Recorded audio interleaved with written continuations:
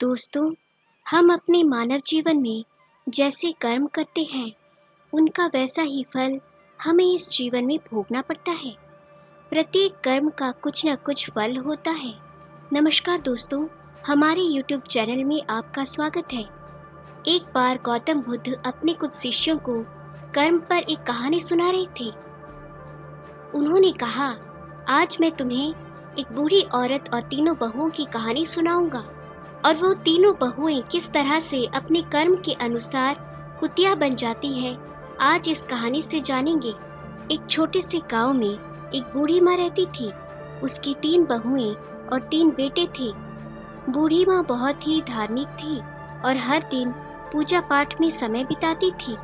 वह सुबह सुबह उठकर गंगा स्नान करने जाती और भगवान विष्णु और माता लक्ष्मी की पूजा करती थी। कार्तिक महीने में वह विशेष रूप से स्नान और पूजा करती थी। इस दौरान वो माखन मिश्री, दही मिश्री और तुलसी के पत्तों का भोग भगवान को चढ़ाती थी और प्रसाद अड़ोस पड़ोसी में बांट देती थी। गांव के लोग उसकी पूजा पाठ की बहुत इज्जत करते थे। बूढ़ी माँ का यह नियम था कि वह कार्तिक महीने के हर दिन गंगा स्नान करती और पूजा करती। कार्तिक पूर्णिमा के दिन वह विशेष रूप से गंगा स्नान के लिए जाती और भोग बनाकर भगवान को चढ़ाती। लेकिन उसकी 3 बहुओं को यह सब बिल्कुल पसंद नहीं था। वे अक्सर उसकी आस्था का मजाक उड़ाती और प्रसाद खाने से मना कर देती। वह कहती, इसमें तुलसी के पत्ते हैं, हम यह नहीं खा सकते, यह सब दिखावा है। यह सुनकर बूढ़ी माँ बहुत दुखी होती, लेकिन वह चुपचाप अपनी पूजा करती रहती। बूढ़ी माँ का पति कुछ समय पहले ही गुजर चुका था, इसीलिए वह अब अकेली थी। उसके बेटे भी अपनी पत्नियों के कहने में आकर उससे दूर हो गए थे। अब वह सिर्फ अपनी पूजा पाठ में ही मन लगाती थी और पड़ोसियों में प्रसाद बांटती। लेकिन उसकी तीनों बहुओं को यह सब बहुत बुरा लगता था। वे कहती, यह सास जब देखो तब पूजा पाठ में लगी रहती है, अनाप शनाप खर्च करती रहती है, पंडितों को बुलाती रहती है, दान पुण्य करती है। अगर यह मर जाए तो अच्छा हो, कम से कम यह खर्चा तो बचेगा। बूढ़ी माँ ने अपने तीनों बेटों को बड़े प्यार से पाला था। उसने और उसके पति ने मिलकर उनकी परवरिश की थी।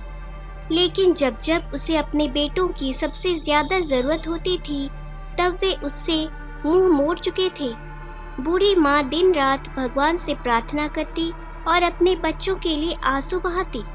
वह कहती, भगवान, मैंने तो कभी किसी का बुरा नहीं चाहा, फिर मेरे साथ ऐसा क्यों हो रहा है।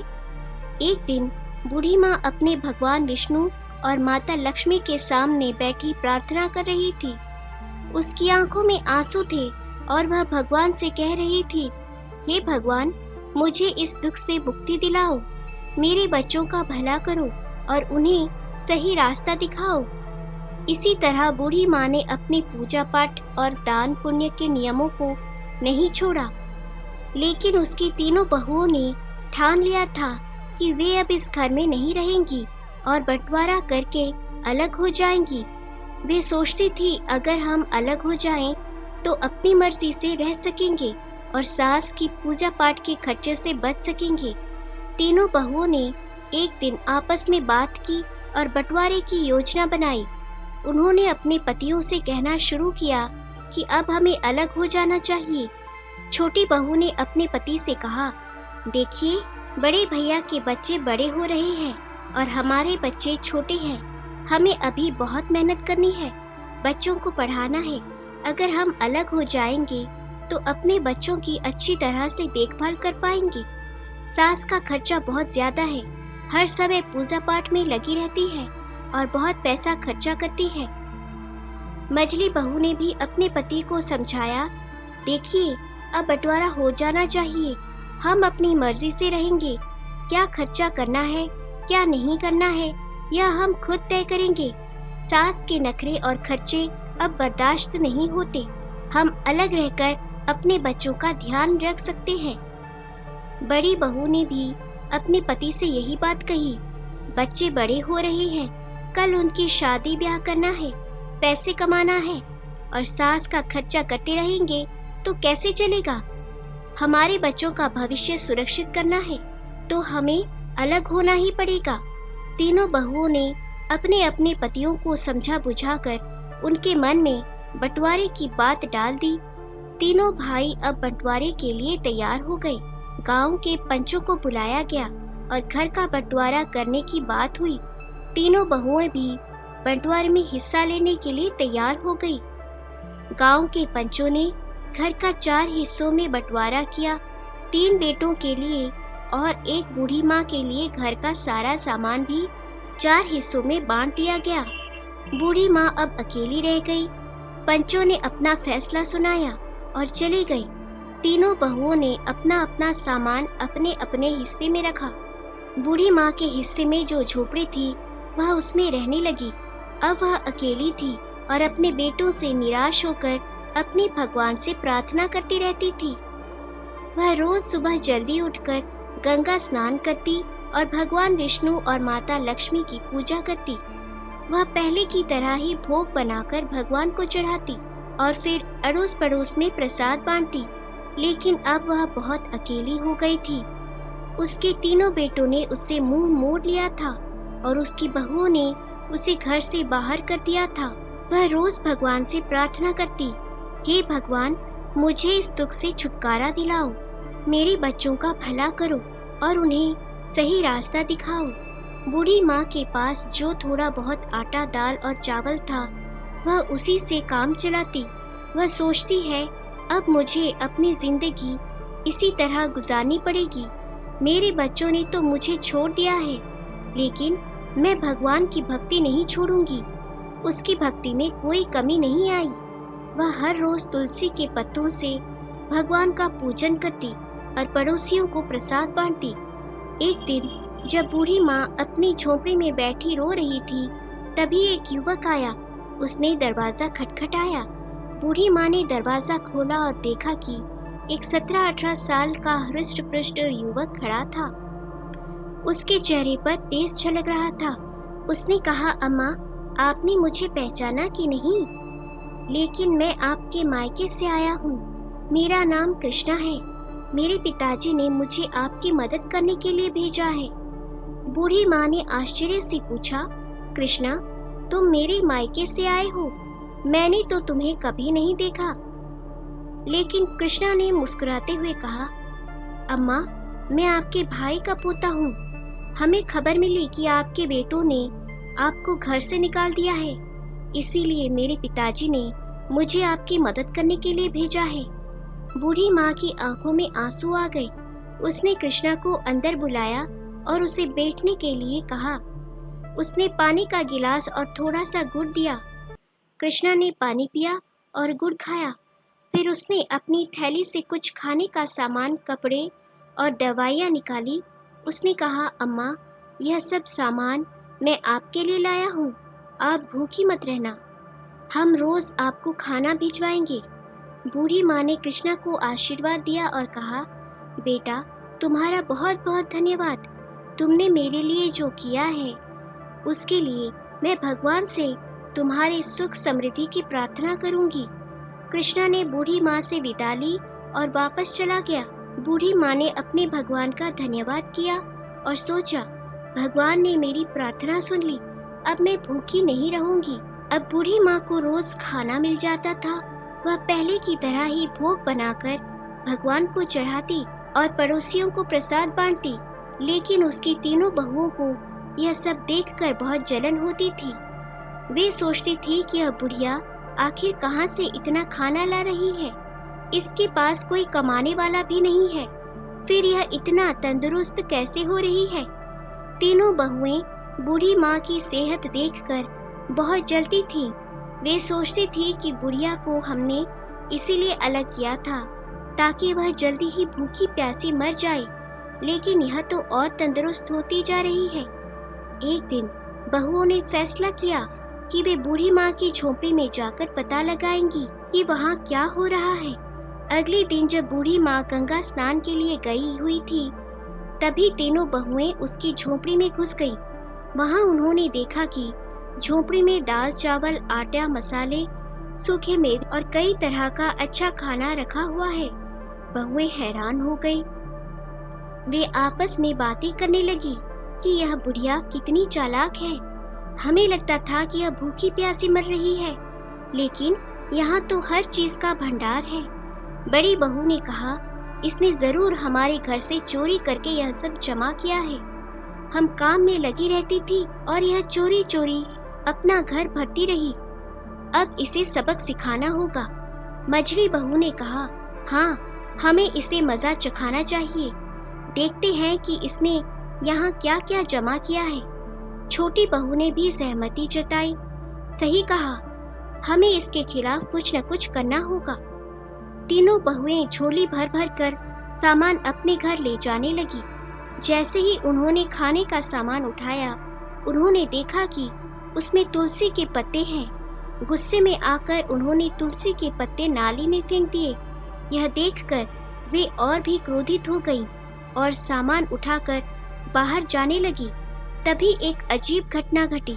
तीनों बहुओं ने देखा कि उनके हाथ पैर धीरे धीरे कुत्ते के पंजों में बदलने लगे। वे डर गईं और चिल्लाने लगी, लेकिन कोई उनकी मदद नहीं कर पाया। कुछ ही पलों में तीनों बहुएं कुतिया बन गईं। गांव में हड़कंप मच गया। बच्चों और पतियों ने जब यह देखा तो वे हैरान रह गए। उन तीनों के बच्चे चिल्लाने लगे, मम्मी कुतिया बन गई है, पापा देखो मम्मी को क्या हो गया। तीनों बहुओं के पति समझ नहीं पा रहे थे कि यह कैसे हुआ। उन्होंने कोशिश की कि कुतिया को घर से बाहर भगाएं, लेकिन वे घर छोड़ने को तैयार नहीं थी। वे अपनी भाषा में कुछ समझाने की कोशिश कर रही थी, लेकिन कोई उनकी बात नहीं समझ पा रहा था। बच्चे रो रहे थे और पतियों को भी रोना आ रहा था। उन्होंने अपने बच्चों को संभालते हुए कहा, चलो अब कुछ नहीं किया जा सकता है, हमें अपनी माँ का इंतजार करना होगा, शायद वही कुछ हल बता सके। गांव के लोग भी इकट्ठा हो गए और सोचने लगे कि यह अनहोनी कैसे हुई। सबने बूढ़ी माँ की वापसी का इंतजार करने का फैसला किया। बूढ़ी माँ को अब अपने रोज के जीवन में थोड़ी राहत मिल रही थी। कृष्णा रोज खाना रख जाता था और बूढ़ी माँ भगवान का भोग लगाकर पहले की तरह प्रसाद बांटती थी, लेकिन उसे इस बात का कोई अंदाजा नहीं था कि उसके घर में क्या हो रहा है। उसे यही लगता था कि सब कुछ पहले जैसा ही चल रहा है। इधर तीनों बहुएं कुतिया बनकर घर के आंगन में बैठी थी। उनके पतियों को घर का सारा काम करना पड़ रहा था। वे बहुत परेशान थे और अपनी पत्नियों की वापसी का इंतजार कर रहे थे। गांव के लोग भी इस अजीब घटना से हैरान थे। हर कोई यही कहता था कि यह सब बूढ़ी माँ की भक्ति और उसकी तपस्या का फल है। गांव के कुछ लोगों ने बूढ़ी माँ को गंगा स्नान के लिए जाते देखा। उन्होंने सोचा कि अब उसे सारी बात बतानी चाहिए। वे उसके पास गई और बोले, माई, तुम्हारे घर में कुछ अजीब हो रहा है। तुम्हारी तीनों बहुएं कुतिया बन गई हैं। बूढ़ी माँ को यह सुनकर बहुत आश्चर्य हुआ। उसने सोचा कि यह कैसे संभव हो सकता है। उसने तुरंत गंगा स्नान किया और घर की ओर लौट पड़ी। उसके दिल में बहुत सारी आशंकाएं थीं। उसने भगवान से प्रार्थना की कि हे भगवान, मेरे घर की रक्षा करना और मेरे बच्चों को सही रास्ता दिखाना। जब बूढ़ी माँ घर पहुंची तो उसने देखा कि गांव के लोग उसके घर के सामने इकट्ठा थे। उसने पूछा, क्या हुआ? यहाँ इतनी भीड़ क्यों लगी है? गांव के लोग ने उसे सारी घटना बताई। बूढ़ी माँ ने अपने बेटों को बुलाया और पूछा, ये सब कैसे हुआ? तुम लोगों ने क्या किया? बेटों ने रोते हुए अपनी माँ को सारी कहानी सुनाई। उन्होंने कहा, माँ, हमसे बहुत बड़ी गलती हो गई है। हमारी पत्नियों ने तुम्हारे सामान को नाली में फेंक दिया था और उसी समय वे कुतिया बन गई। अब हमें नहीं पता कि उन्हें कैसे ठीक करें। बूढ़ी माँ ने अपने बेटों को दिलासा दिया और कहा, भगवान सब ठीक करेंगे, तुम लोग घबराओ मत। बूढ़ी माँ ने अपने भगवान से प्रार्थना की और उनसे समाधान मांगा। उसने सोचा कि शायद किसी साधु बाबा के पास इसका समाधान हो सकता है। उसी समय एक साधु बाबा गांव में आए। बूढ़ी माँ ने उन्हें अपने घर बुलाया और सारा हाल बताया। साधु बाबा ने ध्यान से सारी बातें सुनी और कहा, यह सब तुम्हारी भक्ति और तपस्या का फल है, लेकिन चिंता मत करो, इसका उपाय भी है। बूढ़ी माँ ने पूछा, बाबा कृपया मुझे बताएं, मैं अपने बच्चों को इस हालत में नहीं देख सकती।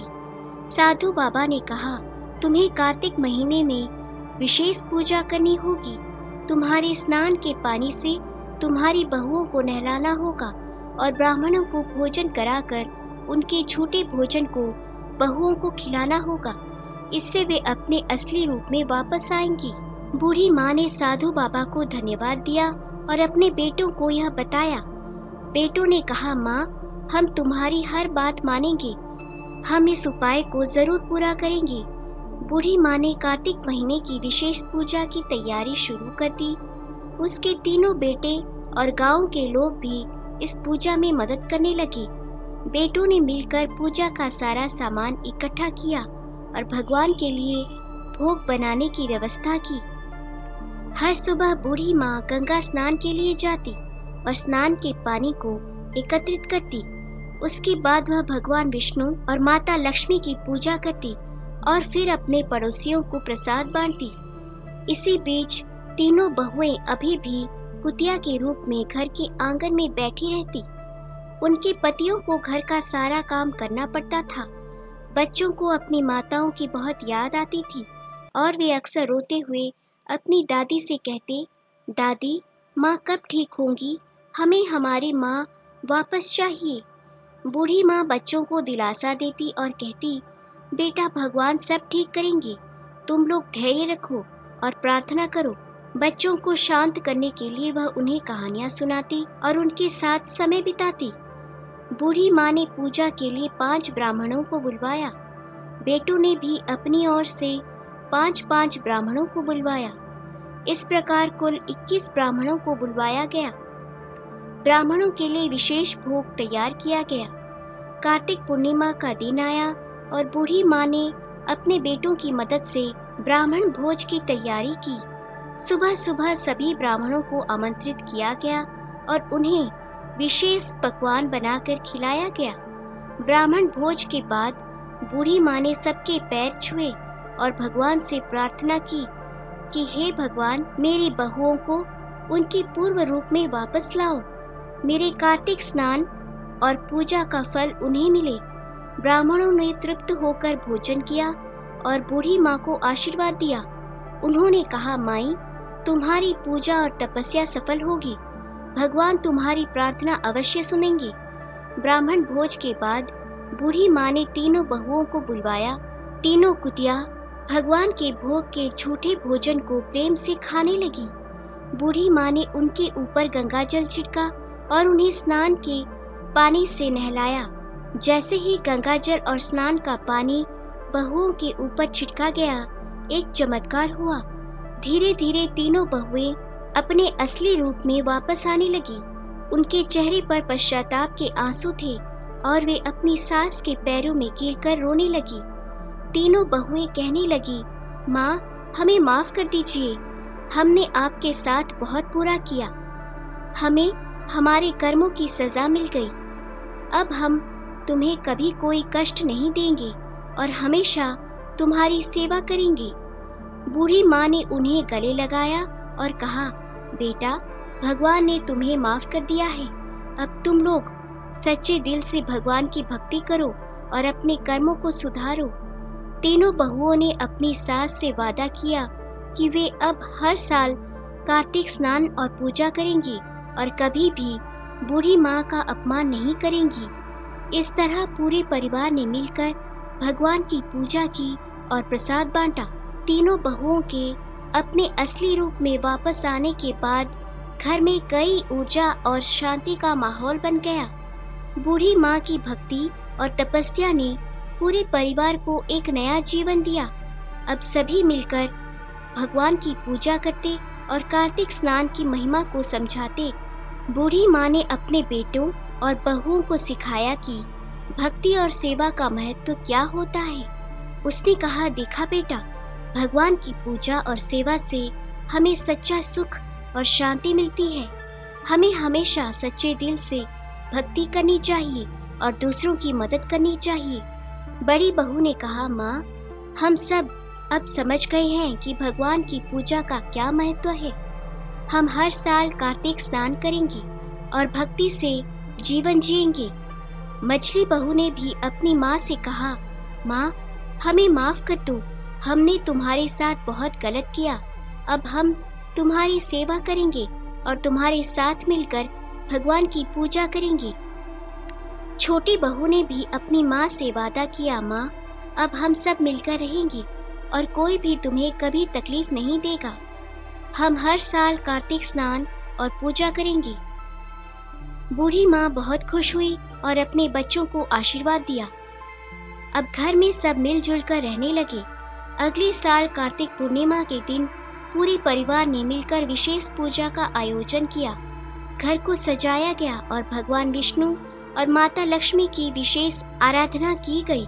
तीनों बहुएं सुबह सुबह उठकर गंगा स्नान के लिए गई और स्नान के बाद भगवान का भोग तैयार किया। बूढ़ी माँ ने सभी को सिखाया कि कैसे तुलसी के पत्तों का उपयोग करना है और भगवान को भोग लगाना है। उसने कहा, तुलसी के पत्तों में दिव्य शक्ति होती है और भगवान को यह बहुत प्रिय है। हमें सच्चे मन से पूजा करनी चाहिए और भगवान को भोग लगाना चाहिए।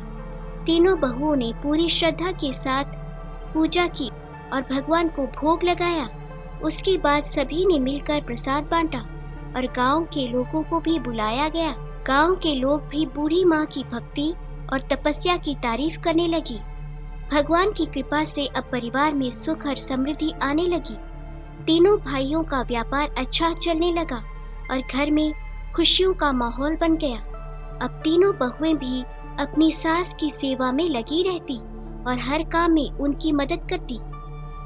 तीनों भाइयों ने भी अपनी माँ से वादा किया कि वे अब कभी भी उसे अकेला नहीं छोड़ेंगे और हमेशा उसकी सेवा करेंगे।